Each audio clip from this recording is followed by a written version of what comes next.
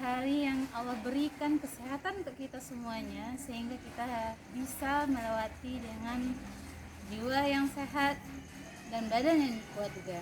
Oke teman-teman, insya Allah Ustazah untuk pelajaran bahasa Indonesia akan kita bahas pelajaran di kelas 5 sebelumnya, tetapi ada pendalamannya loh. Dan teman-teman, sebelum kita belajar, kita mulai dulu dengan berdoa ya teman-teman. Teman-teman, kita akan membahas tentang ide pokok.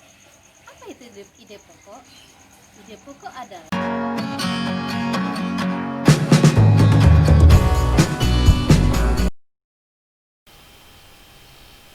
buah kedondong memiliki berbagai manfaat.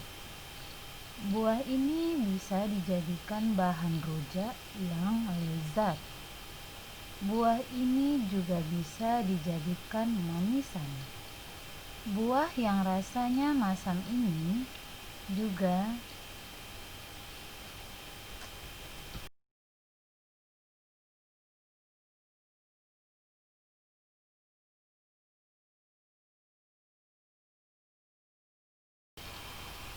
Bagaimana teman-teman?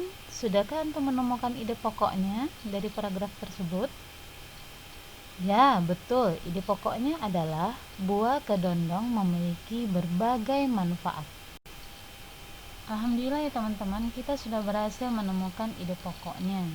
Dan langkah selanjutnya, menjadikan ide pokok tersebut ke dalam suatu paragraf baru dengan kalimat kita sendiri. Seperti ini contohnya ya teman-teman. Buah kedondong memiliki berbagai manfaat. Buah ini kaya akan vitamin C, B, dan A yang menguntungkan bagi tubuh. Kedondong juga mengandung mineral penting seperti zat besi dan fosfor. Konsumsi buah kedondong mampu meningkatkan kekebalan tubuh, mengatasi anemia, dan melancarkan pencernaan. Nah, seperti itu teman-teman. Alhamdulillah, mudah-mudahan antum mengerti ya. teman, mudah bukan menemukan ide pokok dalam satu paragraf? Tentu, setelah yakin antum pasti bisa. Sekarang, langkah selanjutnya yang akan kita lakukan adalah mengembangkan ide pokok menjadi satu paragraf dengan bahasa antum sendiri ya. Dan nanti setelah antum membuat ide pokok itu menjadi paragraf, antum videokan ya kepada ustazah dan selamat mengerjakan. Mudah-mudahan antum berhasil.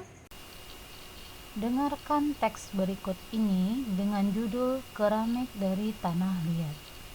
Paragraf pertama. Keramik merupakan suatu bentuk dari tanah liat yang telah mengalami proses pembakaran.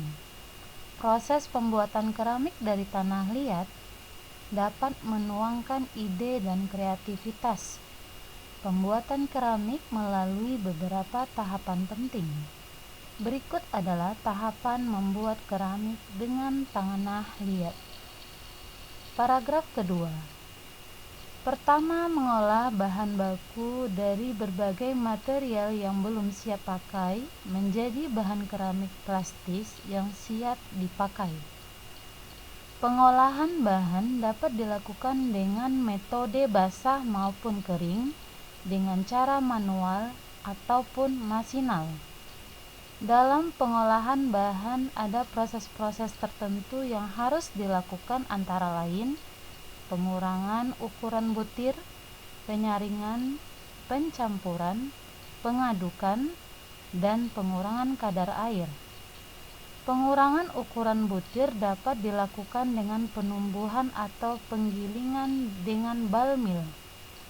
Penyaringan dimaksudkan untuk memisahkan material dengan ukuran yang tidak seragam.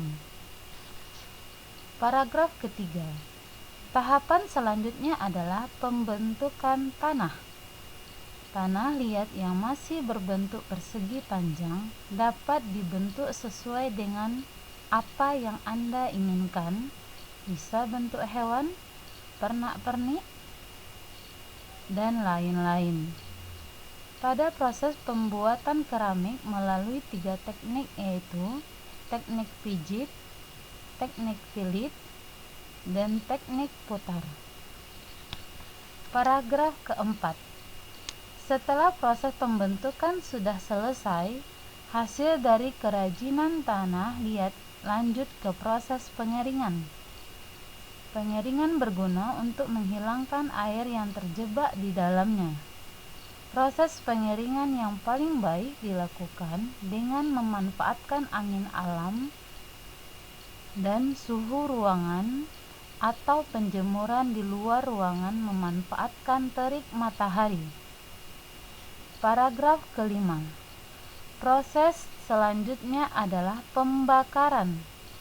Proses ini dilakukan supaya keramik yang semula rapuh menjadi padat, keras, dan kuat.